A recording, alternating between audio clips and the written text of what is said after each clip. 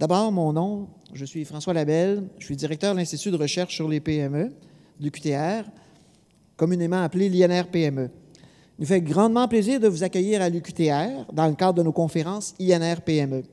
Avant de présenter ces conférences, et en particulier celle qui nous réunit aujourd'hui, laissez-moi vous dire quelques mots sur l'INR-PME, soit l'Institut de recherche sur les PME. Elle fêtera bientôt ses 20 ans. Il s'agit donc d'un actif stratégique important pour l'UQTR depuis une vingtaine d'années, un centre d'expertise reconnu dans toute la francophonie. D'ailleurs, pour souligner cet anniversaire, ce 20e anniversaire, dès l'automne, nous organiserons, entre autres avec les gens du Cégep de Trois-Rivières, le Congrès international francophone en entrepreneuriat et PME du 25 au 28 octobre, qui réunira 150 chercheurs de partout dans la francophonie, mais également une centaine d'intervenants en pédagogie entrepreneuriale du Québec. L'INR-PME, donc, c'est un regroupement de plusieurs chercheurs, une trentaine de l'UQTR, qui s'intéressent à l'entrepreneuriat et à la PME. Son objectif, c'est de favoriser l'avancement des connaissances sur ces sujets, développer des étudiants, mais également du personnel hautement qualifié, aider au développement et accompagner pour les politiques publiques en matière d'aide au développement des entreprises et de soutien à l'entrepreneuriat. Une des particularités que vous serez à même de constater dans quelques instants, l'INR-PME fait de la recherche avec et pour les gens de terrain directement concernés par l'entrepreneuriat et les PME. Évidemment, les résultats de ces travaux sont diffusés dans les médiums de nature plus scientifique, mais également au moyen de conférences grand public comme celle-ci. Les conférences INR-PME, comme celle-ci, au nombre d'une dizaine par année, rassemblent donc professeurs et chercheurs, mais également des intervenants des milieux en lien avec l'entrepreneuriat et les PME, dans un esprit de transfert, de partage et de réseautage. C'est dans le cadre de ces conférences INR-PME que nous avons aujourd'hui le plaisir de dévoiler 2 études sur les différences entre les hommes et les femmes dans la gestion de leur PME. Une a été menée par M. Étienne Saint-Jean et Mme Claudia Pelletier, 2 membres de l'Institut de recherche sur les PME, et l'autre par Mme Véronique Perron, chargée de projet à la SADC, Centre de la Mauricie. Ces études sont réalisées dans le cadre du projet Objectif Croissance pour femmes entrepreneurs, qui est mise en œuvre conjointement par la SADC du Centre de la Mauricie et Femmes-Essor Mauricie. Nous sommes fiers d'être associés à ces 2 importants partenaires du développement économique régional et je cède maintenant la parole à Mme Véronique Dargy, directrice générale Femmes-Essor Mauricie, et Mme Sylvie Lavergne, directrice du développement et des communications SADC Centre de la Mauricie.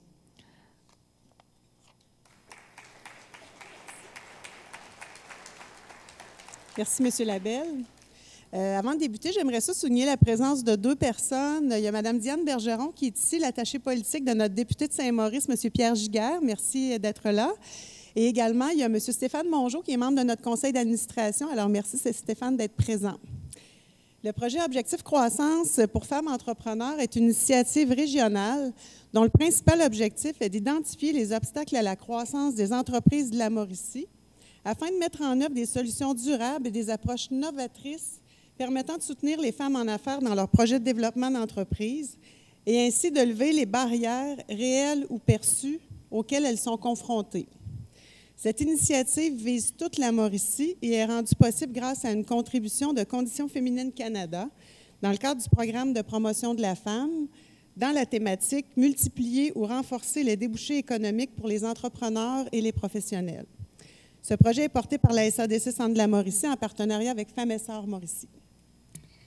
C'est évidemment un plaisir pour Femmes-Essor de participer étroitement à ce projet.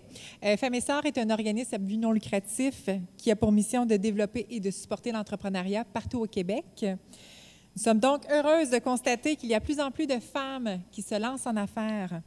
Toutefois, lorsque nous parlons de croissance, des préoccupations demeurent. Il y a lieu de se questionner sur les obstacles à la croissance, spécifiquement pour les femmes entrepreneurs, et sur comment faire pour les aider à faire le pas de plus. Le projet Objectif Croissance pour femmes entrepreneurs nous permettra, dans un premier temps, en fait, d'obtenir des données régionales actuelles et récoltées dans le cadre d'une étude menée par des chercheurs reconnus de l'UQTR. Le projet est réalisé en 5 étapes. La première étape consistait à la mobilisation des partenaires de la région, ce qui s'est conclu par la constitution d'un comité aviseur. La deuxième étape, c'est celle dont on vous présente les résultats aujourd'hui, donc celle de l'identification des défis, enjeux et obstacles à la croissance. Cette étape deviendra l'assise de nos prochaines actions. Cette étape du projet s'est déroulée en 2 temps. 2 études ont été réalisées, mais toujours dans l'objectif d'identifier les obstacles à la croissance. Donc, dans un premier temps, il y a une étude quantitative par le biais d'un questionnaire en ligne qui a été envoyé à 285 entrepreneurs et qui a été menée à l'automne 2015 par M. Étienne Saint-Jean, professeur de management, titulaire de la chaire de recherche de l'UQTR sur la carrière entrepreneuriale et membre de l'Institut de recherche sur les PME, et Mme Claudia Pelletier, professeure en marketing et système d'information à l'UQTR, pour notamment relever les obstacles à la croissance en Mauricie.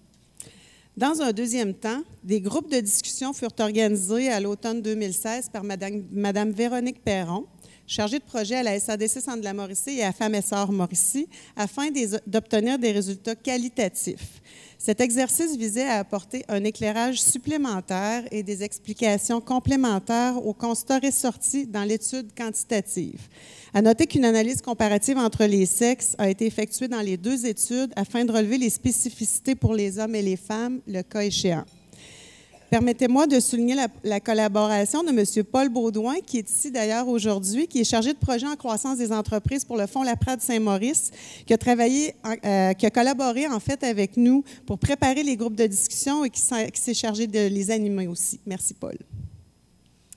Donc, bien que le nombre de femmes en affaires est en constante progression, les 2 études ont permis notamment de constater que les entreprises détenues par des femmes vont croître plus lentement que celles détenues par les hommes et que les femmes auraient davantage besoin d'accompagnement à la croissance. Alors, arrêtons-nous là et laissons la place à nos 2 experts, Étienne et Véronique. Donc, allons-y avec nos résultats des 2 études. En fait, c'est Étienne qui va commencer avec le profil des répondants pour l'étude menée par l'UQTR. Exactement. Merci, Véronique. Alors, comme Véronique et Sylvie vous le disaient, il y a 2 études qui ont été réalisées.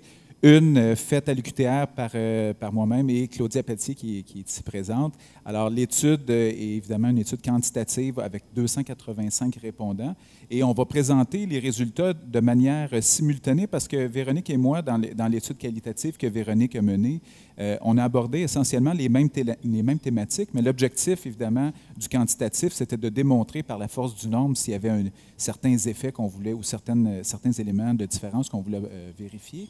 Et Véronique, évidemment, par l'étude qualitative, c'était davantage de mieux comprendre les éléments qui touchent les enjeux de la croissance chez les femmes et chez les hommes aussi, par des groupes de discussion. Donc, c'était d'aller plus en profondeur, comme elle vous l'expliquera. Donc, on va présenter selon les différentes thématiques, mais en alternance. Donc, les résultats quantitatifs et ensuite les résultats qualitatifs, selon chacune des thématiques. Alors, comme Véronique le disait, bien, au niveau de l'étude de l'UQTR, c'était l'étude quantitative, donc 285 répondants qui ont participé à l'enquête. On parle d'un âge des répondants de 49 ans pour les hommes et 46 ans pour les femmes. Il y avait en gros 60 % de l'échantillon qui étaient des hommes et 39,6 % qui étaient des femmes. Donc, c'est 60-40 et ça représente assez bien le portrait des entreprises actuellement au Québec. C'est rendu maintenant 60-40 à peu près la répartition des hommes et des femmes au Québec et c'est aussi vrai au Canada et dans la plupart des pays industrialisés. Donc, un échantillon, disons, relativement représentatif de la population des entrepreneurs en général.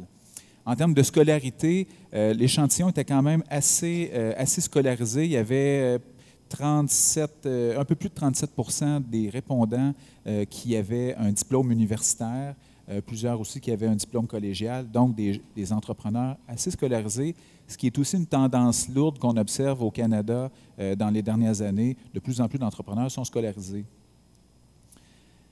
L'âge de l'entreprise, l'âge moyen de l'entreprise détenue par les femmes était de 19 ans et de 23 ans pour les hommes. Il faut comprendre que les entreprises, ça variait entre 0 et 107 ans. Évidemment, cette entreprise-là a eu plusieurs propriétaires, on s'en doute. Et donc, des relèves d'entreprise et ainsi de suite. Donc, on peut penser que l'échantillon à ce niveau-là est quand même assez représentatif. Donc, une certaine proportion d'entreprises familiales ou transférées d'année en année et donc des entreprises un peu plus naissantes. On avait une bonne répartition à ce niveau-là également. En termes de type d'entreprise, il était dans différents types de formes légales. Principalement des sociétés par action dans 57 de l'échantillon, mais aussi des entreprises individuelles. On avait quelques organismes à but non lucratif, des coopératives et des sociétés en non collectif qui ont participé. C'est un peu plus marginal, mais là aussi, ça représente quand même le portrait des organisations qui sont présentes sur le territoire. En termes de secteur d'activité, on a regroupé, on avait le détail, mais on l'a regroupé en 3 grands secteurs, donc secteur commercial, restauration, hébergement et les arts.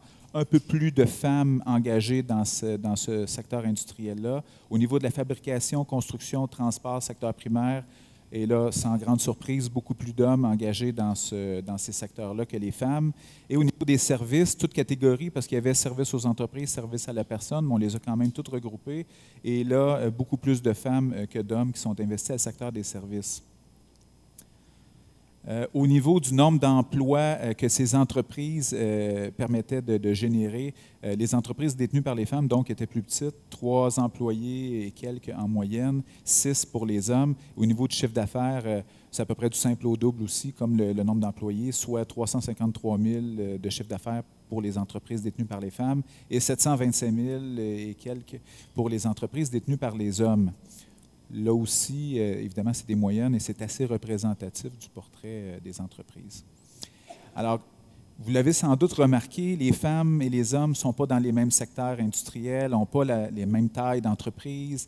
Et donc, ce que ça amène, quand on fait des comparaisons entre les hommes et les femmes, c'est qu'il y a un danger de créer des biais. Parce que si on veut comparer les entreprises détenues par les hommes et celles des femmes, alors que les femmes sont moins dans le secteur manufacturier et plus dans le secteur des services à la personne, bien là, on peut comparer des pommes et des oranges. Parce qu'évidemment, on va dire, bien, je ne sais pas, moi, les femmes ont davantage des petites entreprises qui ne veulent pas s'internationaliser. Bien oui, mais elles sont dans le service à la personne. C'est un peu plus dur de s'internationaliser dans ce contexte-là. Alors, pour éviter qu'il y ait des biais dans l'analyse, ce qu'on a fait, c'est qu'on a tenu constant différents facteurs dans nos analyses. Et donc, ce qui a été contrôlé, c'est l'âge, le niveau de scolarité. On a également contrôlé pour l'âge de l'entreprise, on a contrôlé pour son secteur industriel, sa taille et sa forme légale. Donc, les résultats que vous allez voir en termes de différence, c'est une fois tenu constant tous ces éléments-là combinés pour éviter qu'il y ait des biais introduits par la nature de l'entreprise qui est gérée, le cas échéant. Du côté des groupes de discussion, en fait, je vais vous dresser aussi très brièvement le profil de nos répondants. En fait, les groupes nous ont permis de rencontrer 84 personnes au total. On a rencontré 41 femmes et 43 hommes dans le cadre de nos groupes.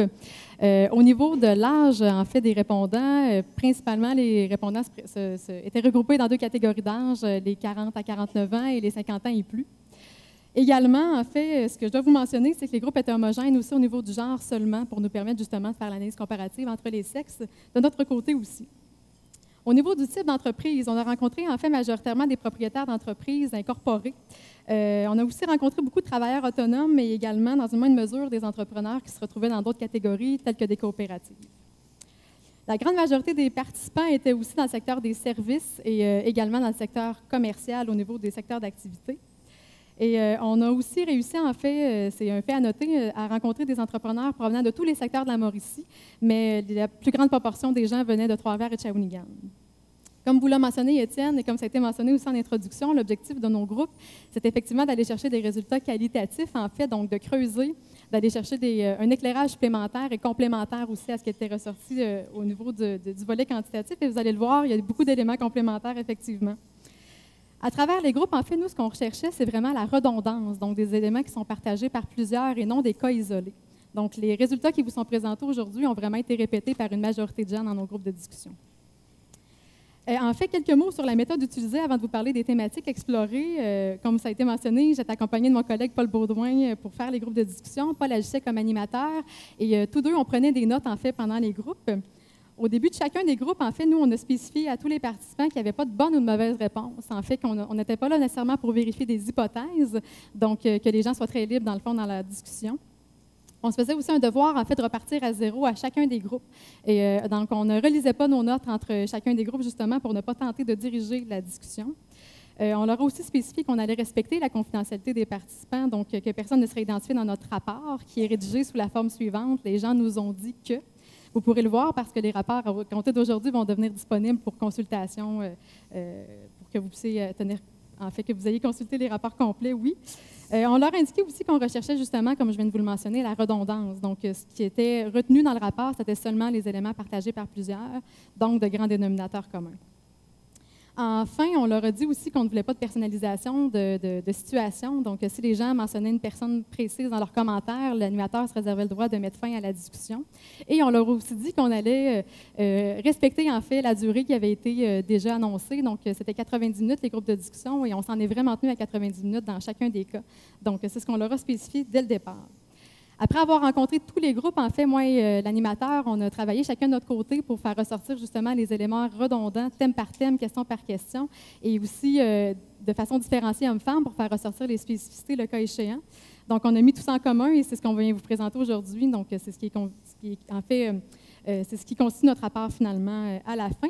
Et comme vous l'a dit, Étienne, en fait, on a exploré beaucoup de thématiques dans le cadre des deux études. C'est des thématiques aujourd'hui qu'on va vous présenter, donc on va quand même survoler pas mal l'ensemble de ce qui a été abordé, autant dans le cadre de l'étude quantitative que de l'étude qualitative aujourd'hui.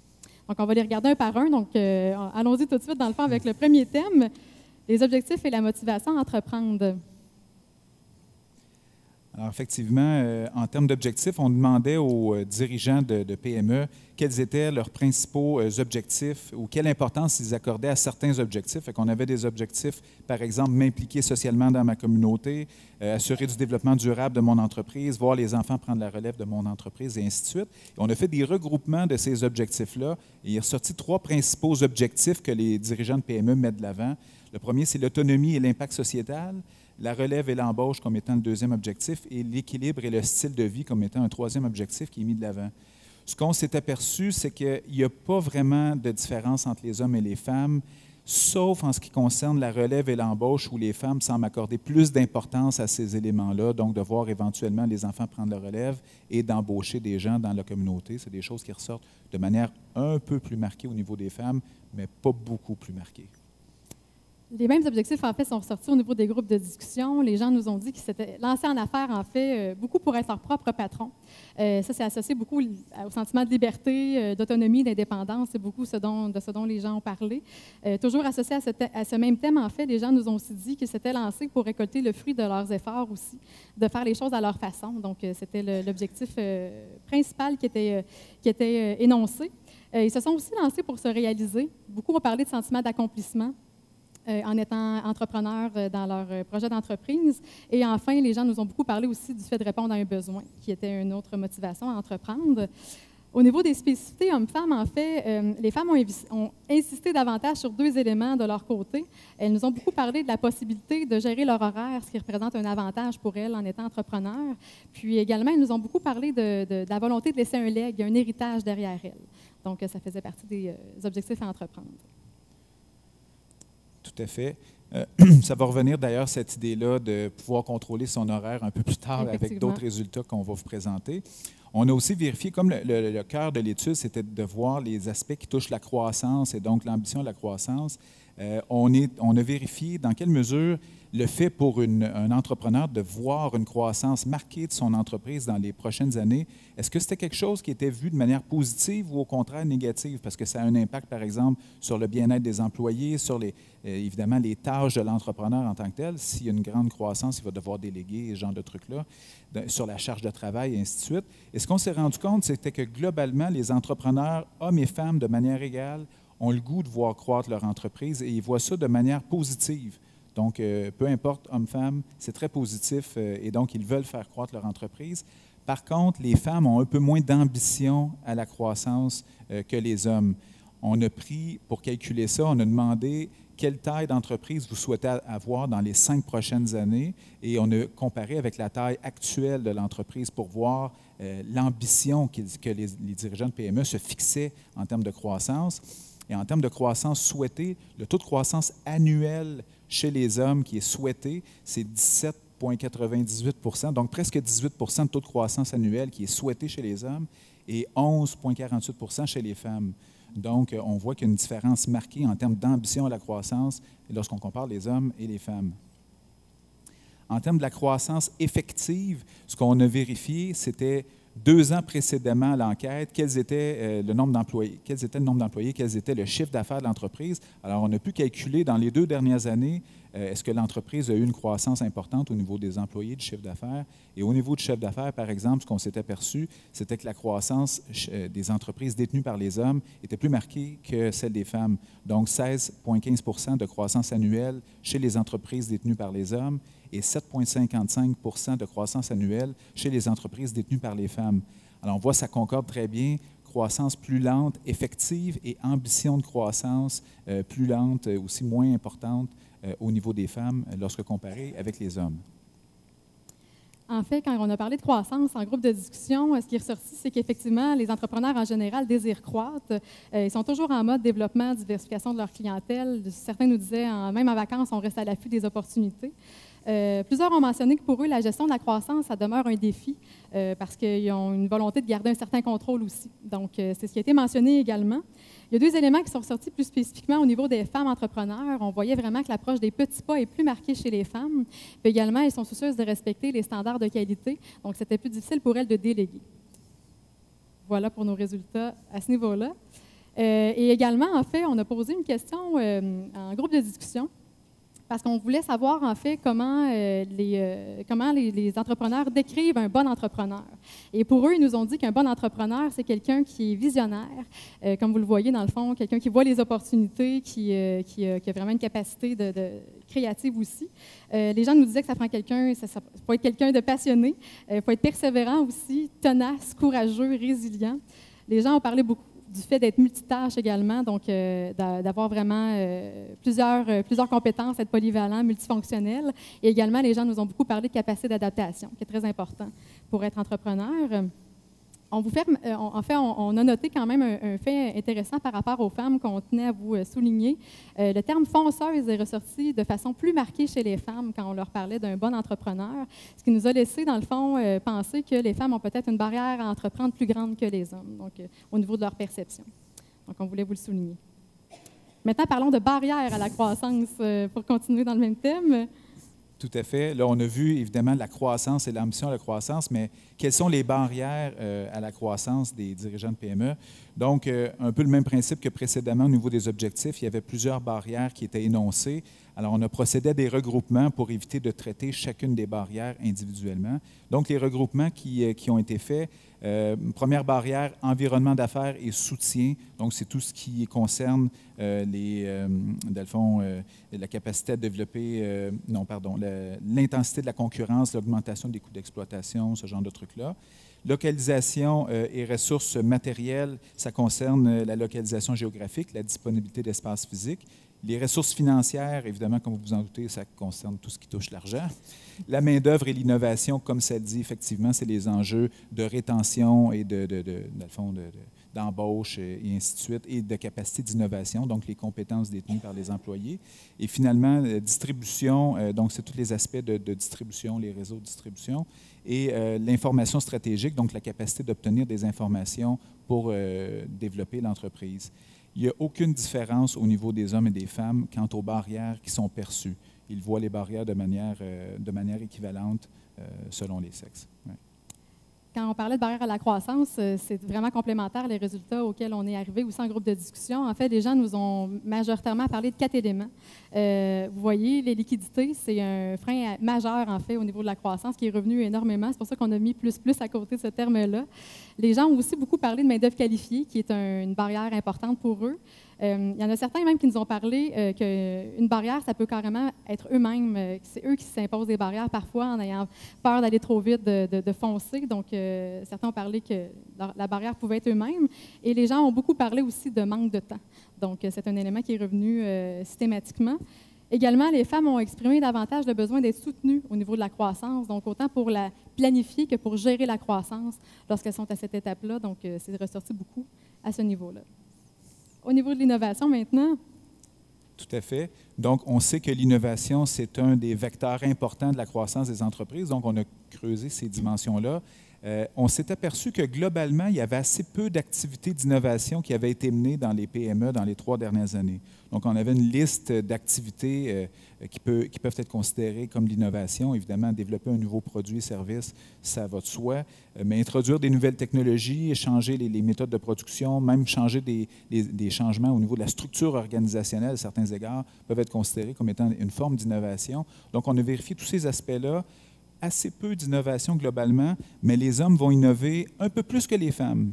Donc, et c'est sans doute en lien justement avec le fait que les entreprises détenues par les hommes vont croître un peu plus rapidement, sans doute à cause qu'ils vont davantage innover au sein de l'entreprise. Donc, 3,348 activités d'innovation dans les dernières années contre 2,8 et quelques pour les femmes.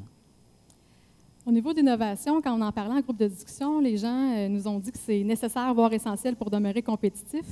En fait, les gens nous ont beaucoup plus parlé d'évolution que d'innovation. Il y a beaucoup de gens qui nous disaient l'innovation, pour nous, c'est vraiment le fait de se renouveler, d'optimiser nos procédés, dans le fond, de faire différemment. Donc, en fait, pour eux, c'est essentiel d'être à l'avant-garde, d'avoir toujours un pas d'avance, de voir plus loin pour s'assurer la survie de leur entreprise. Mais les gens nous ont beaucoup parlé, on vous revient encore avec le facteur temps, que leur principal frein à l'innovation, c'est vraiment le temps qu'il faut y consacrer. 3 éléments ont été soulevés plus spécifiquement du côté des femmes entrepreneurs. En fait, pour elles, innover, ça signifie davantage d'être à l'écoute des besoins de leurs clients. Elles nous ont beaucoup parlé aussi d'innovation de façon liée à la pérennité de leur entreprise, à la longévité de leur entreprise. Et l'innovation était beaucoup associée à la notion d'audace aussi de leur côté. Au niveau des technologies maintenant. Oui. En fait, on l'a abordé sous l'angle de l'utilisation des technologies, mais la question sous-jacente qui était posée, il faut le rappeler, on voulait vérifier dans quelle mesure les entrepreneurs, hommes et femmes, se percevaient également compétents selon les différentes tâches qu'ils ont à accomplir. Alors, on avait, par exemple, identifié des opportunités d'affaires, on avait géré les ressources humaines, géré financièrement l'entreprise, et ainsi de suite. Et il n'y a aucune différence au niveau des hommes et des femmes quant à la perception de leurs compétences. Alors ça, c'est un élément qui est important, qui ressort de manière marquée. La seule différence qu'on a observée au niveau des hommes et des femmes, c'est au niveau de la capacité à introduire des nouvelles technologies ou des outils informatisés. Donc, on se rend compte que les femmes se perçoivent moins compétentes en ce qui concerne la technologie, les outils informatiques et informatisés en général, que les hommes. Pour le reste, c'est équivalent. En groupe de discussion, en fait, les gens nous ont davantage parlé de technologie comme étant associée au fait d'être présent sur le web. Et les gens nous disaient que en tant qu'entrepreneur, c'est essentiel d'être sur Internet. En fait, si on n'est pas là, on n'existe pas. C'est ce que les gens nous disaient. Par contre, la majorité des entrepreneurs, même s'ils reconnaissent que c'est essentiel, nous ont mentionné qu'il y aurait besoin d'accompagnement et de formation à ce niveau-là. Ça va vite dans le domaine des technos et c'est dur pour eux de se tenir à jour sur les outils, les tendances. Donc, on a beaucoup parlé qu'un diagnostic de leurs besoins serait vraiment apprécié et pertinent pour eux, pour qu'ils puissent assurer que le temps et l'argent qu'ils investissent là-dedans en valent vraiment la peine et répondent vraiment aux besoins spécifiques de leur entreprise. On a pu constater, en fait, 3 groupes de figures dans le cadre des groupes de discussion. Il y a des gens qui nous disent « Je reconnais que c'est essentiel, mais je ne suis pas là, puis j'aurais besoin d'aide pour être sur Internet, donc d'avoir un site web et tout. » Il y a des gens qui nous disaient « Je suis sur Internet, mais j'aurais quand même besoin d'aide pour utiliser à meilleur escient les outils qui me sont disponibles. » Puis encore d'autres gens qui nous disaient « Je suis là et ça va bien », mais la majorité des entrepreneurs rencontrés se retrouvaient dans les 2 premiers cas de figure que vous avez devant vous. Changeons de sujet maintenant, situation familiale et satisfaction. Effectivement, c'est une thématique qu'on a abordée parce que si on veut vérifier les différences au niveau des hommes et des femmes quant à la gestion de leur entreprise, il ne fallait pas se limiter aux aspects qui touchent directement la croissance, mais la situation familiale était également quelque chose qui était important. Et un des résultats, je pense, marquants, du moins de l'étude quantitative, c'est au niveau de la répartition des tâches entre les hommes et les femmes. Alors, on demandait aux entrepreneurs dans quelle mesure ils assumaient davantage, c'était équitable, ou dans quelle mesure ils repoussaient les tâches familiales à leurs conjoints. Alors, ce qu'on s'est aperçu, c'est que les femmes vont davantage prendre sur elles, donc sous leur responsabilité, les tâches liées à la famille, et les hommes vont déléguer à leurs conjointes davantage les tâches liées à la famille. Sans surprise, vous me direz, mais néanmoins, c'est une différence qui est statistiquement significative et donc qui a un impact sur plein d'autres éléments. On va le voir un peu plus loin. Et en termes évidemment, il faut bien comprendre, on avait une échelle de 1 à 7, 1 étant j'assume toutes les tâches personnellement, 7 étant je délègue toutes les tâches et je ne fais rien à la maison. On remarque bien que 4 étant le point milieu, c'est aux alentours de 4. Là. Il n'y a pas des écarts si grands en termes de répartition entre les hommes et les femmes, mais c'est quand même une différence qui est significative et qui a un impact sur plein d'autres aspects de la gestion de leur entreprise. Fait que ça, il faut le garder à l'esprit.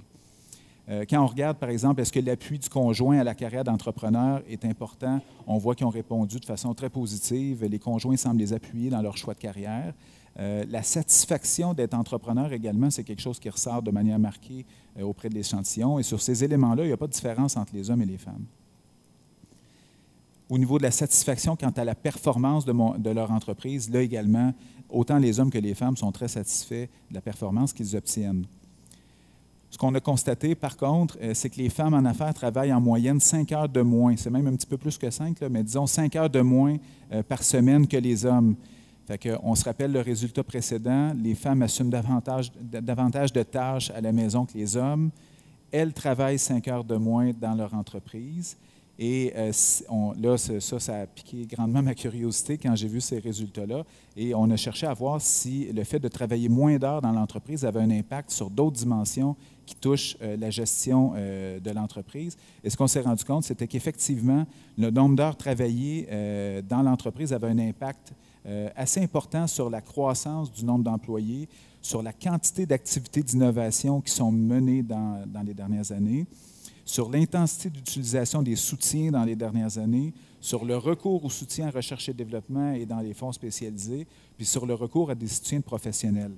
Bref, ce que ça veut dire, c'est qu'il y a des bonnes chances que comme les femmes passent moins de temps dans leur entreprise, elles vont moins mettre de l'avant des projets de croissance qui vont impliquer de l'innovation, qui vont impliquer aller chercher du soutien à l'extérieur. Et donc, elles vont se limiter à gérer leur entreprise de façon avec moins d'ambition, de façon avec une croissance plus lente et se concentrer sur les problèmes qui sont un peu plus urgents plutôt que d'investir ce 5 heures de plus qui permettrait peut-être un développement plus stratégique de l'entreprise. On a abordé cette thématique-là aussi en groupe de discussion, la conciliation travail-famille, bien sûr. Les gens nous ont dit, autant au niveau des hommes que des femmes, que c'est un défi pour eux. Donc, c'est un défi généralisé, en fait. Ils nous ont tous dit que ça prend de l'organisation puis de la discipline pour réussir à concilier le tout. Il y en a plusieurs qui ont souligné quand même que la possibilité de gérer leur horaire comme entrepreneur, ça demeure facilitant à ce niveau-là. Et ils nous ont aussi dit qu'être en affaires, c'est très prenant mentalement et c'est du 24/7. Donc, on a abordé quand même la question à savoir si vous aviez la possibilité de mettre plus de temps dans votre entreprise. Est-ce que vous souhaiteriez en mettre davantage? Puis les gens nous disaient en même temps, la famille, ça nous permet, dans le fond, un certain équilibre. Donc, ça nous oblige à prendre un temps d'arrêt, un recul. Et ce ne serait pas bon, de toute façon, d'être toujours en mode travail 24/7. Donc, c'est la réponse qu'on a obtenue à cette question-là. Et tous ont reconnu que le soutien du conjoint, en fait, c'est essentiel, voire même l'entourage élargi. Donc, la famille, les enfants même, ça prend des enfants compréhensifs, on nous le dit beaucoup, et des amis aussi compréhensifs. Donc, c'est ce qui est ressorti. Et également, au niveau des spécificités hommes-femmes, je vais vous les passer rapidement. Au niveau des femmes, en fait, ce qu'elles nous ont dit, il y avait une opinion partagée quand même. Il y en a beaucoup qui étaient satisfaites à l'égard de la conciliation travail-famille qu'elles réussissaient à faire, mais il y en a beaucoup aussi qui ont exprimé de la culpabilité par rapport à ça. La plupart considèrent leur entreprise comme un autre enfant. En fait, ils nous disaient quand on en a couché 2 vers 9 heures, on s'occupe du 3e après. Donc, c'est un 3e bébé, en fait. Puis, il y a beaucoup de femmes qui nous ont aussi davantage exprimé la nécessité, oui, de faire des sacrifices, des compromis et des ajustements. Les hommes nous disaient, eux, de leur côté, on travaille beaucoup, oui, mais quand on arrête, on privilégie vraiment le temps de qualité. Il y a plusieurs hommes en affaires aussi depuis plus longtemps qui nous disaient, moi, depuis plus récemment, je me permets davantage de déléguer, donc ce qui facilite beaucoup ma conciliation travail et vie personnelle. Donc voilà ce qui est ressorti à ce niveau-là. Donc, en termes de l'utilisation et de la connaissance des services de soutien, parce qu'on se disait, si on veut soutenir les entreprises et les entrepreneurs dans la croissance, on va d'abord vérifier dans quelle mesure ils utilisent les soutiens qui sont disponibles pour leur permettre de croître. Alors, on a 4 grands types de soutiens qu'on a regroupés, encore une fois, comme la démarche précédente que j'expliquais. Un des soutiens, c'est les réseaux et le soutien par les pairs, donc c'est le mentorat, le coaching, ce genre de choses-là. L'autre élément, c'est la recherche et développement et les fonds spécialisés. Ça dit essentiellement ce que c'est. Troisième type de soutien, c'est les professionnels. Donc, en termes de professionnels, c'est par exemple soit les services professionnels, avocats, notaires, ainsi de suite, ou les spécialistes en termes de technologie qui peuvent aider. Et finalement, l'éducation et les soutiens généralistes. Bien, l'éducation, comme vous en doutez, cégep, université, et également les soutiens généralistes, bien, c'est les SADC, les défunts CLD, ou pour ce qui en reste, les soutiens dans les différentes régions plus généralistes qui sont offerts. Alors, ce qu'on s'est aperçu, une des choses qui est ressortie, disons, de manière très marquée, c'est leur méconnaissance des services, des services qui sont offerts. Je vous donne un exemple. Au niveau du mentorat d'affaires, il y avait 45 personnes qui disaient qu'ils ne connaissaient pas le mentorat et 20 personnes qui disaient que le service n'était pas disponible dans la région, alors qu'à peu près tous les entrepreneurs en Mauricie, s'ils veulent avoir un mentor, il va avoir moyen d'en avoir un. Même chose au niveau du coaching d'affaires. Ne connaît pas ou le service n'est pas disponible, on parle de 46 personnes combinées qui disaient que soit qu'ils ne savaient pas c'était quoi ou soit que c'était pas disponible, et ainsi de suite pour les programmes gouvernementaux. Et donc, d'un côté, les entrepreneurs disent on aimerait ça être mieux soutenus. De l'autre côté, ils ne connaissent pas toujours bien les soutiens qui sont offerts. Donc, il y a peut-être quelque chose à faire à ce niveau-là là, pour leur rappeler que les services sont offerts et les inciter, dans le fond, à les utiliser lorsque requis. Globalement, il n'y a pas beaucoup de différence entre les hommes et les femmes quant aux services qui sont utilisés, à la seule différence, notamment, que les hommes ont plus recours au soutien en recherche et développement que les femmes, et également au niveau des soutiens de fonds spécialisés, comme on va voir plus tard. Donc, recherche et développement, ça me semble aussi très cohérent avec le fait de faire moins d'activités d'innovation, et donc, on voit qu'ils ont moins recours au soutien en recherche et développement. En fait, du côté des groupes de discussion, les gens, comme vous le voyez, étaient assez volubiles aussi par rapport à cette thématique-là. En général, les gens nous ont dit que pour eux, c'est très difficile de s'y retrouver par rapport aux nombreux services offerts. Les gens nous disaient que c'est très dispersé, c'est mêlant. Il y en a beaucoup qui ont parlé même d'une belle toile d'araignée. On est envoyé de l'un à l'autre. Donc, c'est complexe quand même pour eux. Puis on s'est vraiment rendu compte qu'il y a peu de gens dans les 84 participants rencontrés qui connaissaient bien les services offerts. Ils nous ont dit aussi qu'ils considèrent qu'il y a certains secteurs qui sont priorisés au détriment d'autres. On a parlé beaucoup du secteur des technologies et du manufacturier aussi, qui seraient plus soutenus. Donc, les gens nous ont mentionné cet élément-là aussi. Les entrepreneurs rencontrés considéraient aussi qu'il est plus facile d'obtenir du soutien pour des grosses entreprises que pour des petites ou très petites entreprises. Et également, il y en a plusieurs qui nous ont soulevé un aspect important par rapport aux conseillers aux entreprises. Ils nous disaient que ce serait important que les gens aient une meilleure compréhension de notre réalité en tant qu'entrepreneurs, entre autres qu'ils connaissent mieux notre domaine d'activité ou nos marchés pour être en mesure de mieux nous soutenir dans le développement de nos entreprises. Il y en a plusieurs aussi qui déploraient le fait que certains critères soient trop limitatifs, entre autres au niveau de l'âge. C'est revenu quand même assez souvent en groupe de discussion. Les gens nous disaient, pour les plus de 35 ans, il y a peu ou pas de services offerts. Donc, c'était un élément qu'ils nous ont partagé. Puis, entre autres aussi, les entrepreneurs nous ont dit qu'ils ne se sentent pas soutenus financièrement et autant au niveau aussi de l'accompagnement, autant qu'ils aimeraient l'être. En fait, les gens nous disaient, en tant qu'entreprise locale déjà implantée qui contribue au développement économique, on aimerait que notre contribution soit davantage reconnue. Et également, les gens nous ont dit qu'il serait plus facile aussi d'obtenir du soutien au démarrage que pour des projets de croissance. Au niveau des spécificités hommes-femmes, en fait, ce qu'on a remarqué, c'est que les femmes vraiment exprimaient de façon plus marquée le besoin d'être suivies, d'être soutenues. Par exemple, elles aimeraient ça qu'on fasse un suivi avec elles après avoir obtenu le financement pour réaliser un projet, mais d'être appelées après pour savoir comment ça se passe concrètement dans la réalisation de ce projet-là pour lequel elles ont obtenu leur financement. Donc, elles nous ont mentionné aussi cet aspect-là. Par rapport au financement maintenant.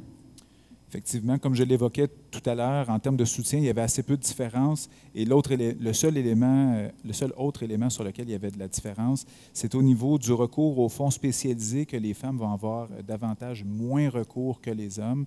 Donc, les fonds spécialisés, c'est des fonds capitaux risques, des fonds liés aux enjeux financiers, et ainsi de suite. Souvent, c'est des fonds qui sont réservés à des projets de croissance, à des projets un peu plus risqués. Et donc, ça implique souvent en amont davantage d'activités de recherche et développement et d'innovation pour appuyer ce genre de projet-là. Donc, encore là, un portrait très conséquent avec ce qu'on a vu jusqu'à maintenant. Au niveau du financement, en groupe de discussion, encore beaucoup d'éléments qui sont ressortis. Les gens nous disaient que du côté des institutions financières traditionnelles, on ne prend aucun risque et on demande beaucoup de garanties. C'est le premier élément parce qu'il est revenu vraiment systématiquement dans tous nos groupes de discussion. Il y a aussi un autre élément qui a été soulevé, beaucoup de secteurs qui sont difficiles à financer. On parlait entre autres de la restauration et des services. Et il serait difficile aussi de trouver du financement pour des petits montants. On parlait de montants de 50 000 $ et moins, et également de trouver du financement pour des petites entreprises en tant que telles. Quand on parlait de financement, les gens nous ont beaucoup mentionné aussi le fait qu'il y a beaucoup de paperasse qui est demandé, beaucoup de devoirs. Donc, ça leur demande souvent, ça leur rajoute en fait de l'ouvrage versus le montant qui est demandé. Parfois, ils font l'équation, est-ce que c'est rentable? Et parfois, ils passent à côté en raison de ça parce qu'ils trouvaient que ce n'était pas nécessairement toujours rentable. Et ils nous ont aussi parlé de délais, en fait. Certains ont mentionné même que les délais, dans certaines occasions, ont été trop longs, ce qui leur a fait manquer des opportunités de ce côté-là. Donc, ça a été un autre élément qui a été beaucoup mentionné. En conséquence, il y en a plusieurs qui s'autofinançaient ou se finançaient avec du love money, et c'est ce qu'ils nous ont partagé en groupe de discussion. Et plusieurs aussi trouvaient difficile d'établir une relation de confiance avec leurs partenaires financiers. Certains nous ont parlé d'un bon roulement de personnel, qui avait à réexpliquer leur projet à plusieurs personnes et que ça pouvait devenir, dans le fond, un irritant de recommencer à zéro, dans le fond, là, à chaque fois. Les spécificités hommes-femmes à ce niveau-là, en fait, sans être une majorité, il y a quand même beaucoup de femmes qui nous ont mentionné qu'elles ne se sentent pas nécessairement en confiance lorsqu'elles font une demande de financement. Elles nous disaient on ne sent pas toujours d'égal à égal ou on ne maîtrise pas toujours 100% le langage banquier.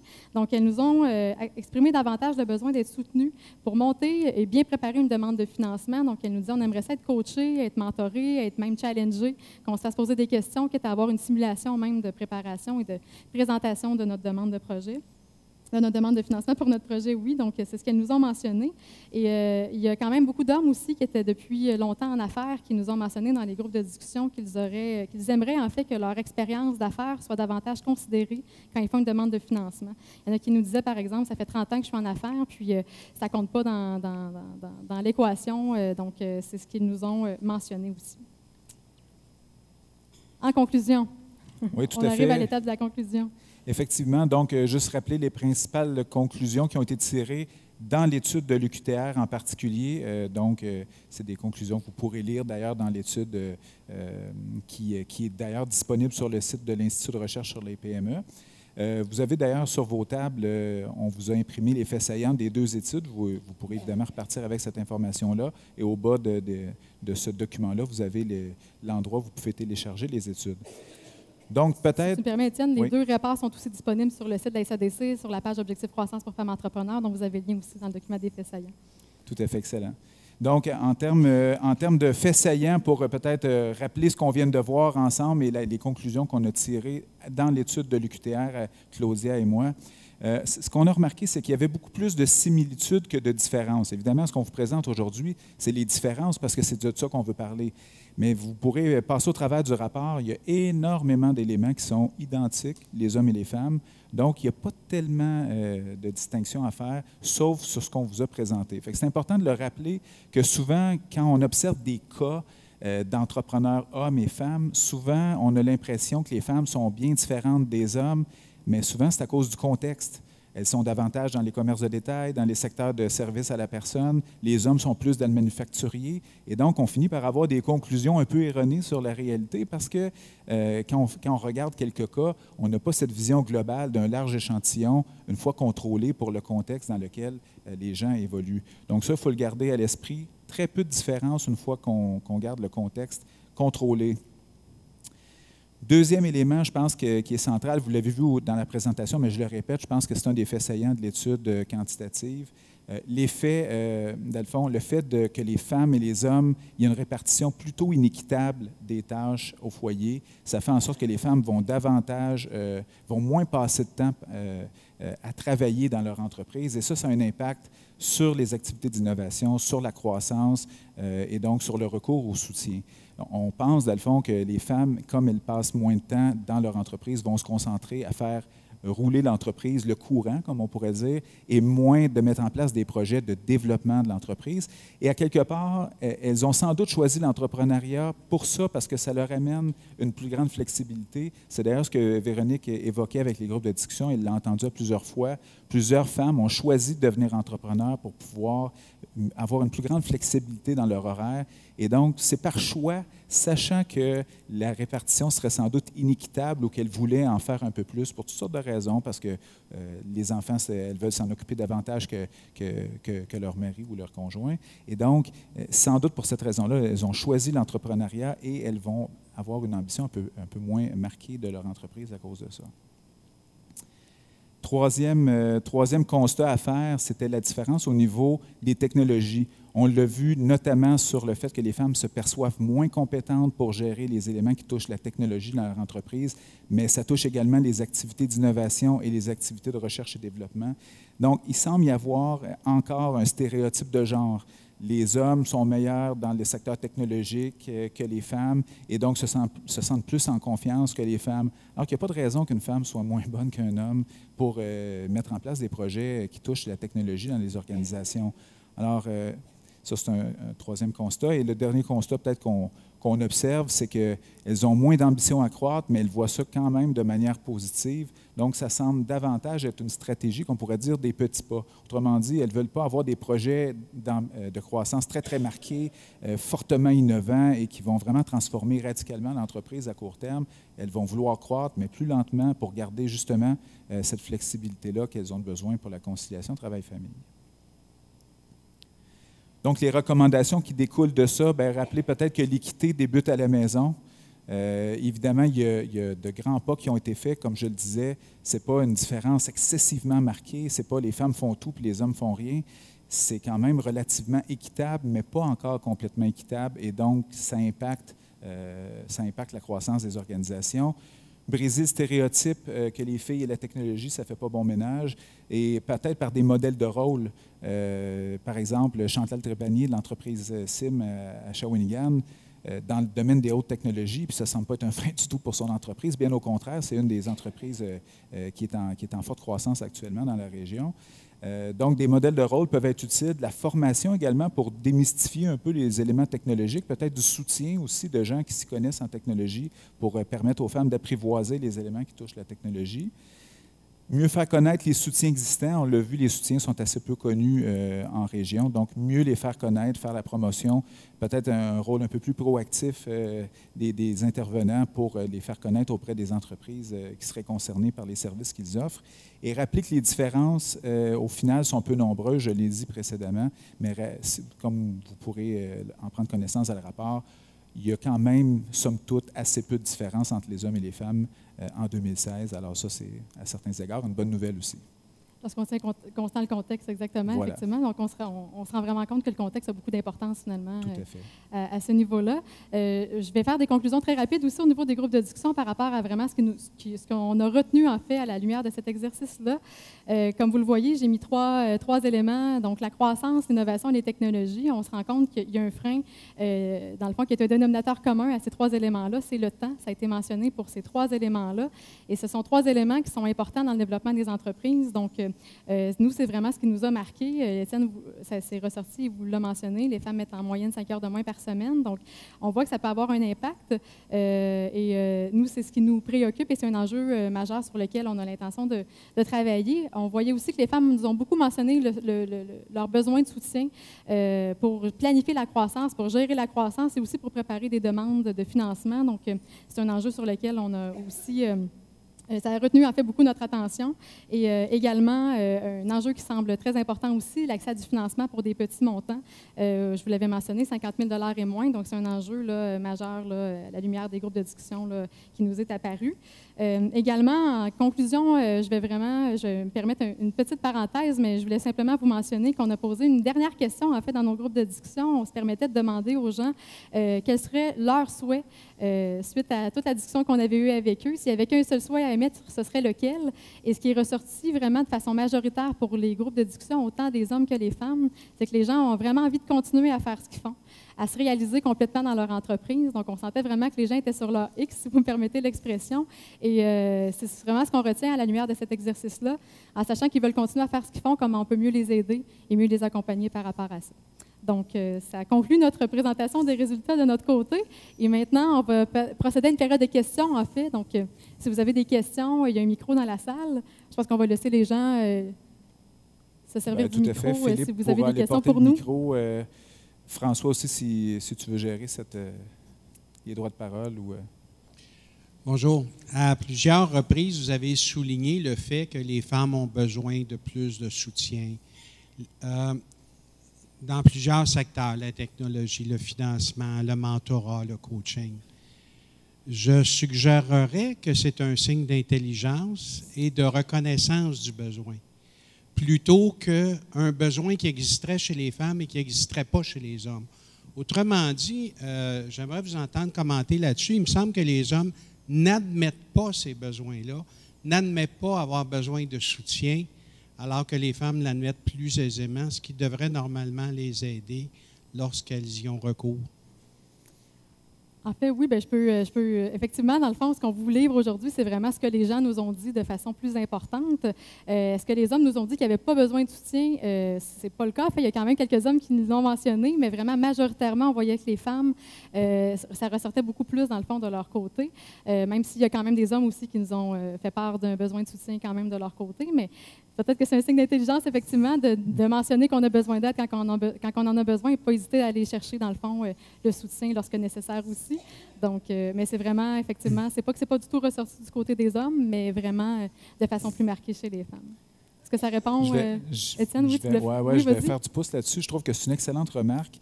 J'ai fait beaucoup de travaux sur le mentorat d'affaires et ce que je me suis aperçu, c'est que alors qu'il y a à peu près 40 % de femmes en affaires et 60 % d'hommes, il y a un peu plus que 50 % des femmes qui vont demander du soutien de mentorat. Donc, de façon plus marquée, les femmes vont avoir recours à des soutiens de type mentorat. Et les relations durent beaucoup plus longtemps que les hommes. Donc, elles vont s'investir dans une relation plus en perspective long terme et elles ne vont pas demander nécessairement du mentorat pour régler un problème urgent là parce qu'ils ont attendu à la dernière minute. Les hommes, c'est beaucoup plus marqué. Ils attendent à la dernière minute. Tout va mal dans l'entreprise. Ils ne savent plus quoi faire. Là, peut-être un mentor pour essayer de me sortir du pétrin. Les femmes, non, ils voient vraiment dans une logique. C'est important de prendre le temps de réfléchir dans le développement de leur entreprise. Et c'est une vision à long terme d'être accompagné pour continuer à réfléchir tout au long de l'évolution de l'entreprise. Alors, intuitivement, sans avoir évidemment essayé de voir si c'était effectivement à cause d'une plus grande forme d'intelligence, mais très certainement, les femmes vont avoir recours à des soutiens tels le mentorat de manière différente des hommes et c'est sans doute une explication tout à fait plausible que vous amenez. Bien, c'était pour faire du pouce, en fait. Je me permets cette petite intervention-là. On a fait un caucus à la table. On parlait peut-être de la notion, parce que oui, c'est un bon point. On parlait aussi de la notion de confiance. Ce n'est pas un élément qu'on a creusé dans le cadre de cette étude-là, mais ce qu'on constate sur le terrain, c'est que les femmes se font un peu moins confiance. Fait que le fait d'aller chercher cette validation-là, de chercher de l'accompagnement, chercher de l'aide, il y a peut-être ça qui rentre en ligne de compte aussi. Et là, je ne lancerai pas le débat, mais c'était peut-être une petite piste là, qui peut être envisagée également. Moi, il y a un constat qui m'a étonnée, c'est quand vous avez mentionné que les entrepreneurs avaient la perception que les entreprises en croissance avaient plus de difficultés à obtenir du financement que les démarrages. Et moi, je travaille dans le domaine du financement d'entreprise. Je suis à Développement économique Canada. Puis c'est souvent le contraire qu'on se fait dire. Quand on a des entreprises en démarrage, c'est plus compliqué parce qu'ils n'ont pas d'historique, ils n'ont pas... Puis les entrepreneurs, les futurs entrepreneurs reprochent cet aspect-là. Donc ça m'a étonnée. Ce qui ne m'a pas surpris, ça revient souvent dans toutes sortes d'études. Les entrepreneurs méconnaissent beaucoup les services qui sont à leur disponibilité. Mais je pense qu'ils auraient intérêt à développer le réflexe de commencer à cogner à une porte. Parce que dans le milieu, les gens, dans le milieu économique là, du financement, on travaille beaucoup en collaboration. Donc, il s'agit que l'entrepreneur fasse une démarche pour avoir accès par la suite à une panoplie de services qui pourraient l'aider. Donc, autant il y a des choses qui m'ont surprise que d'autres qui confirment ce qu'on constate sur le terrain. C'est intéressant. Bien, peut-être sur cet élément-là, et c'est tout le paradoxe, parce que quand on écoute les entrepreneurs, on manque de soutien, et donc ils se plaignent constamment qu'ils n'ont pas le soutien qu'ils auraient besoin pour développer leur entreprise. En même temps, quand on leur pose la question, connaissez-vous tel service? Non, tel service, non, non. Bien là, ils sont là pourtant, puis ils sont assez faciles. C'est assez facile de savoir que ces services-là existent. Puis comme vous le dites, c'est tout à fait juste. Les gens travaillent en réseau. Souvent, un conseiller va justement aiguiller vers d'autres ressources parce que le conseiller, ce qu'il veut, c'est le bien de l'entreprise puis le bien de l'entrepreneur. Et donc, il va l'aiguiller vers les ressources qui sont, pour le conseiller, très connues parce que les gens réseautent dans la région. Alors, c'est tout le paradoxe. Je pense que les entrepreneurs ne font pas l'effort de cogner à la porte des partenaires qui peuvent leur offrir de ce genre de soutien-là. Comment faire pour leur faire réaliser ça? Là, c'est toute la question qui est non résolue. C'est comment faire pour éviter de les entendre se plaindre qu'ils n'ont pas le soutien, puis en même temps qu'ils fassent la démarche minimale que de tenter de s'informer auprès d'un de leurs partenaires. On n'a pas encore la réponse à ça, mais l'enjeu est tout là, effectivement. Joanne, tu avais une question? Oui. Allez-y, oui. Bonjour. On pense souvent moi, je pense que les gars partent peut-être en affaires plus jeunes que les femmes qui partent après avoir eu leurs enfants ou comme deuxième carrière. Est-ce que vous avez de l'information sur le nombre d'années en affaires dans vos comparatifs? On pourrait le sortir sur l'échantillon qu'on a eu. Je ne l'ai pas fait. Et également, on pourrait très certainement sortir dans des études plus provinciales comme la situation de l'entrepreneuriat que mon collègue Marc Duhamel et moi on fait à chaque année dans le cadre du Global Entrepreneurship Monitor. On pourrait voir justement à quel âge moyen, par exemple, les hommes et les femmes démarrent des entreprises. Mais je n'ai pas l'information en ce moment. Pensez-vous que ça pourrait expliquer les différences en termes de confiance ou d'expérience? Bien, au niveau de la confiance, très certainement, quand on fait des recherches auprès de gens qui n'ont pas encore démarré, on voit que les femmes ont beaucoup moins confiance que les hommes dans leur capacité à gérer une entreprise. Par contre, ce qu'on s'est aperçu dans cette étude-là, et ce n'est pas des gens qui sont en pré-démarrage ou qui sont même en amont, qui réfléchissent à l'idée d'eux, c'est des gens qui sont actuellement en affaires. Il n'y a plus tellement de différence une fois qu'ils sont en affaires. Donc, est-ce que c'est parce qu'ils développent ce sentiment de compétence-là ou c'est parce que ceux qui ont un sentiment de confiance élevé, ce sont eux qui vont se lancer en affaires? Mais c'est une des deux explications, mais très certainement, ce qu'on constate, c'est qu'une fois qu'ils ont démarré, il n'y a plus tellement de différence au niveau de leur sentiment de confiance, sauf en ce qui a trait aux technologies et aux aspects donc d'outils informatisés, où là, les femmes s'estiment moins compétentes que les hommes, puis il n'y a pas vraiment de raison, une fois qu'on a contrôlé, par exemple, pour l'éducation. Donc, on pourrait se dire, si les hommes vont davantage à l'université que les femmes, ce qui n'est pas le cas d'ailleurs, mais ça pourrait être ça l'explication, mais ce n'est pas le cas, là.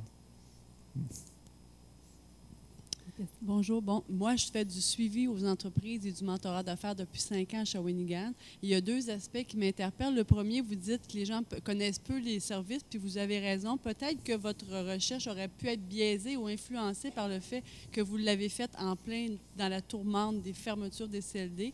Historiquement, je pense que SADC, CLD, c'est pas mal là que les gens cognent en premier.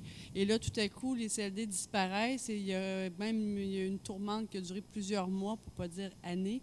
Donc, ça, je pense que ça a peut-être pu influencer les résultats. L'autre aspect, vous parlez que les entrepreneurs se plaignent du soutien qu'ils obtiennent. Et par expérience, ce que j'ai remarqué, puis ce serait peut-être intéressant de le valider, c'est que parfois, le soutien qu'ils attendent c'est un peu parce qu'ils n'ont pas de temps, ils manquent de temps, c'est qu'on fasse à leur place. Alors que le rôle des gens comme moi, ça va être de trouver les outils, ça va être d'accompagner, ça va être d'aider à prioriser, mais pas de faire à la place. Et souvent, il y a là, puis tu sais, des fois, je l'ai fait pour aider, mais en même temps, c'est souvent le facteur temps qui fait qu'ils ont une perception que le soutien est insuffisant, alors que c'est simplement qu'ils n'ont pas le temps de mettre en pratique ce qu'on leur fournit comme outil. Donc, il y a peut-être là un petit élément là, qui, en tout cas, qui va me faire réfléchir. Merci.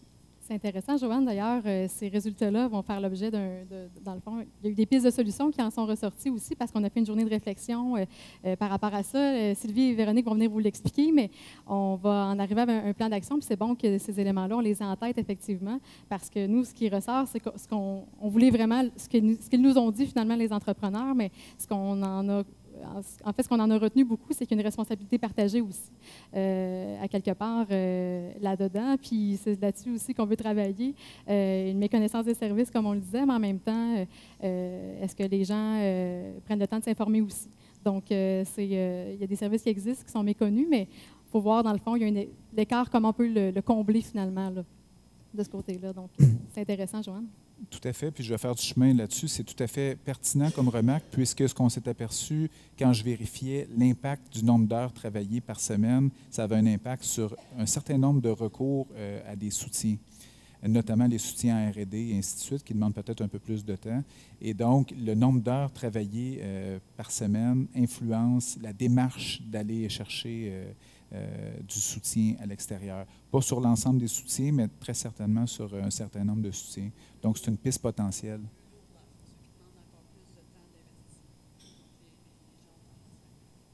Oui, tout à fait. C'est une bonne remarque. Ouais.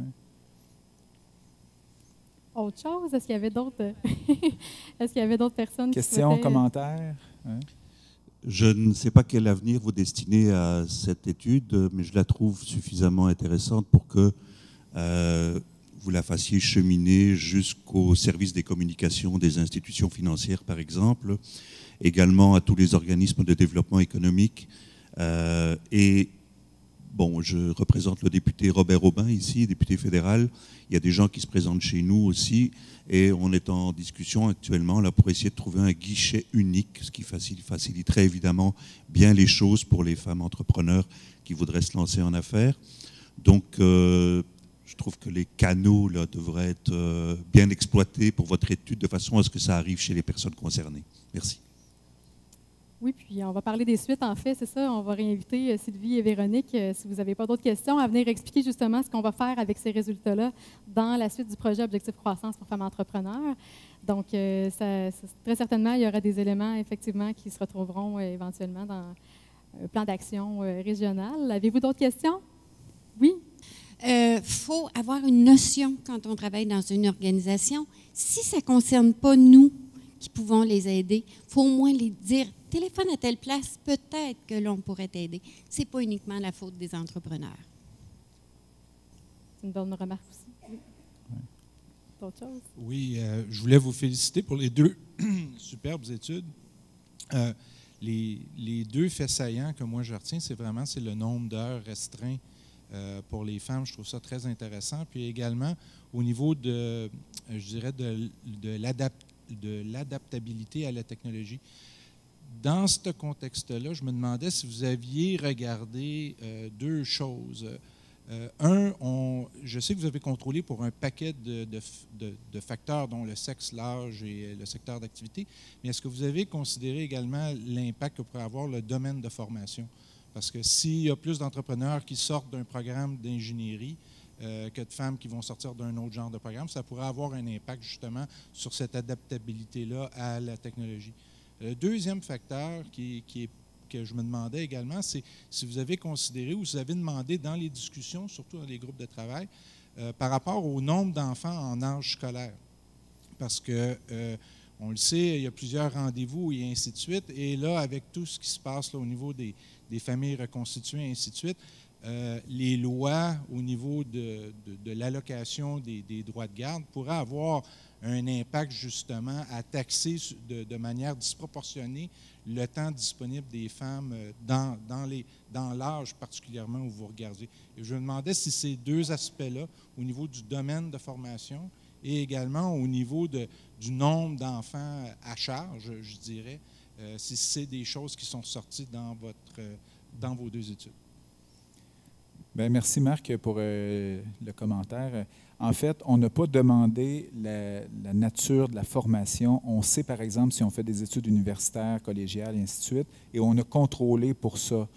Bon, évidemment, est-ce que le fait d'avoir un bac en ingénierie ou pour avoir un effet, peut-être, mais on a dû limiter le nombre de questions parce que, comme tu t'en doutes, je veux dire, on disait en moyenne 20 minutes, mais ça a parfois monté un petit peu plus que 20 minutes. Et donc, on ne voulait pas embêter trop les répondants, déjà qui a été assez généreux de répondre à l'enquête.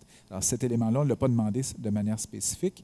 L'autre aspect concernant davantage le nombre d'enfants et l'impact du nombre d'enfants en particulier, on a le nombre d'enfants. La seule chose, c'est que l'étude fait 80 pages et focalisait sur la croissance et les différences hommes-femmes. Alors, on a fait toutes on a fait toutes les analyses que requérait le mandat initial et on n'a pas poussé de manière spécifique pour comprendre la dynamique, par exemple, du nombre d'enfants, la dynamique, est-ce que l'appui du conjoint peut avoir un effet sur un certain nombre de trucs?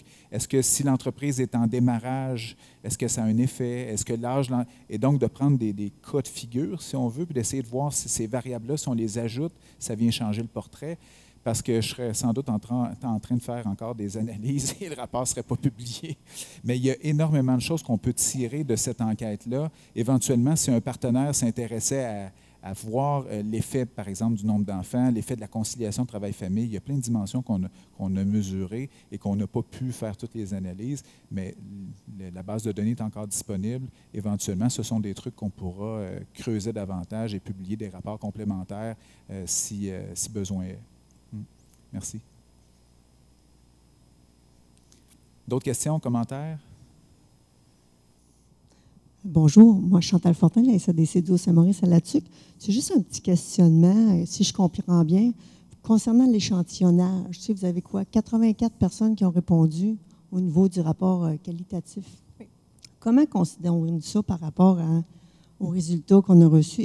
Est-ce suffisant par rapport à l'ampleur de tous les entrepreneurs qu'on peut avoir dans la région de la Mauricie? C'est sûr que nos deux échantillons, dans le fond, effectivement, en fait, nous, on a répertorié qu'il y avait plus de 3000 entreprises quand même en Mauricie. Il y a 285 répondants, dans le fond, du côté de l'UQTR, mais il y a beaucoup d'entreprises dont on n'avait pas nécessairement les coordonnées aussi. Donc, il y en avait un échantillon très vaste, mais les gens vraiment qui ont bien reçu et qui avaient la capacité de répondre à notre questionnaire, ça représente un 10 % dans le fond. Je ne veux pas devancer, Étienne. Grosso modo, en fait, là, le taux de réponse, donc ce qui est normalement suffisant pour que ça soit significativement intéressant et pertinent, dans le fond, les résultats auxquels on est arrivé. Les groupes de discussion, c'est sûr qu'on n'est pas à 285 participants, mais quand même, pour du qualitatif, nous, on considérait que c'était quand même bon, effectivement, d'aller chercher Et on s'est vraiment donné l'objectif aussi d'aller voir au moins un bon 50 personnes, parce qu'on voulait justement qu'il n'y ait pas seulement que, quand on veut avoir des éléments redondants, sur 50 personnes, ça a un impact. Sur 84, on estime vraiment que c'est une redondance, en fait, qui est significative aussi, parce que quand 84 personnes ont répété la même chose, ça commence à avoir plus d'impact. Oui, c'est bien. Quand on sait, des fois, c'est difficile de sortir les entrepreneurs de leur entreprise. Oui, effectivement. Okay. Merci. Félicitations pour votre rapport. Merci beaucoup. Merci. En fait, on laisserait la parole maintenant à Sylvie et à Véronique qui vont pouvoir conclure et vous expliquer justement les suites, en fait, là, et ce qu'on va faire avec ces résultats-là là, dans la suite des choses. Donc, on rappelle, mesdames. Merci, Étienne. Merci.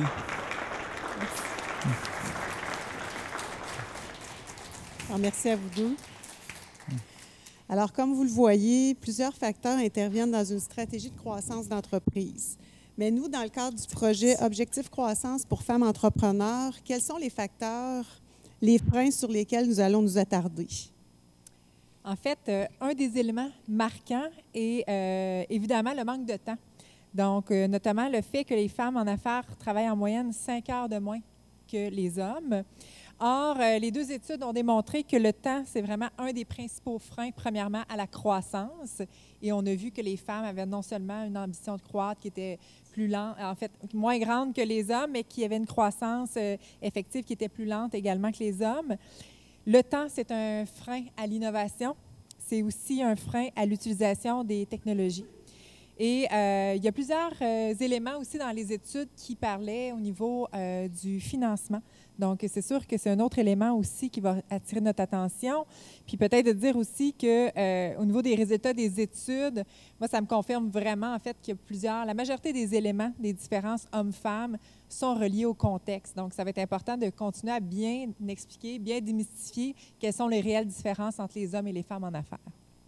Donc, en sachant cela, au niveau des contraintes de temps, comment pouvons-nous compenser le manque de temps et permettre aux femmes entrepreneurs qui veulent croître de faire le pas de plus vers la croissance? Les pistes d'action envisagées, qui nous ont d'ailleurs été suggérées en groupe de discussion, pourraient être, par exemple, d'offrir aux femmes entrepreneurs du soutien par coaching, mentorat, pour planifier leur croissance, préparer et présenter leurs demandes de financement, faciliter l'accès à du financement pour des plus petits montants, ou offrir de l'accompagnement à l'utilisation des technologies. Toutes ces questions, on les a abordées lors de l'étape 3 du projet, dont l'objectif est d'identifier les actions à entreprendre pour faire face aux défis et enjeux identifiés dans les 2 études. À cet effet, le 13 avril dernier, on a tenu une journée de réflexion à l'Auberge Gouverneur Shawinigan à laquelle participaient 97 personnes. Donc, on avait des élus, représentants d'institutions financières, intervenants, entrepreneurs. Cette journée visait à présenter les résultats des études. Je m'en perds dans mes mots, même en le disant. À présenter les résultats des études dont on vous a présenté la même chose ce midi, mais surtout à identifier des pistes de solutions et des actions à mettre en place en fonction des constats dévoilés. Donc, suite à cette journée, nous sommes à prioriser les actions à mettre en œuvre à l'intérieur de notre plan régional et que nous appliquerons dans la prochaine année. Et notre chargée de projet, Véronique Perron, aura comme principale tâche d'accompagner et de soutenir la mobilisation de chacun des territoires dans la mise en œuvre de ces actions. Il est important aussi de préciser que malgré les nombreux facteurs identifiés dans les 2 études, nous devrons, dans le cadre de notre projet, se concentrer sur des enjeux qui touchent plus spécifiquement les pratiques institutionnelles. Donc, l'objectif étant d'aplanir différentes barrières reliées à certaines pratiques des institutions et organismes offrant du financement, de l'accompagnement et du soutien aux entreprises et ou de bonifier leur offre de services, et ce, afin de diversifier et d'élargir les débouchés économiques et d'affaires des femmes dans la région. À cet effet, on consulte présentement différents partenaires, mais plus spécifiquement, on travaille avec un comité aviseur dont les membres ont été choisis en fonction d'une représentation territoriale afin de nous permettre de nous assurer que nous allons répondre aux enjeux de l'ensemble du territoire de la Mauricie. En terminant, nous tenons à les remercier, tous les membres du comité aviseur qui s'impliquent beaucoup dans le projet. Donc, nous avons la table de concertation du mouvement des femmes de la Mauricie, la SADC de la MRC de Masquinongé, la SADC Vallée de la Batiscan, la communauté entrepreneuriale de Shawinigan, Mauricie Pôle d'économie sociale, la Chambre de commerce et d'industrie de Trois-Rivières, la Jeune Chambre de commerce de la Mauricie, le Fonds communautaire d'emprunt de la Mauricie, la Chambre de commerce et d'industrie du Haut-Saint-Maurice et la MRC de Masquinongé. Voilà, merci.